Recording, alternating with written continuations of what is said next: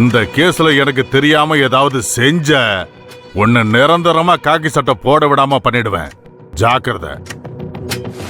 Sir, நான் கதிருக்கு சாப்பாடு கொடுக்கறதுக்காக வந்திருக்கேன். சாப்பாடு கொடுக்கணும் சார். அவனுக்கு எப்ப சாப்பாடு கொடுக்கணும்னு எங்களுக்கு தெரியும். அத பத்தி எல்லாம் நீங்க கவலைப்பட வேண்டிய அவசியம் இல்ல.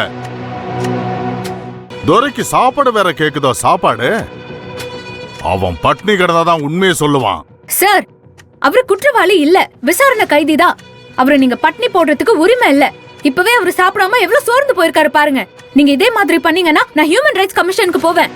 ஓ, மனித உரிமை கமிஷனுக்கு போவீங்களோ? ரொம்ப படிச்சவங்க, போனாலும் போவீங்க.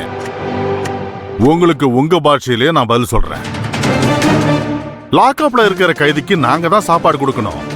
வீட்ல இருந்து வர்ற சாப்பாடுக்கு அனுமதி கிடையாது. அதனால நீங்க திரும்பி பார்க்காம போகலாம். சார், அவரு காலையில இருந்து சாப்பிட்ட மாதிரியே தெரியல. நீங்களும் சாப்பாடு கொடுத்த மாதிரியும் தெரியல. எப்படி நீங்க சாப்பாடு கொடுப்பீங்கன்னு நான் நம்புறது?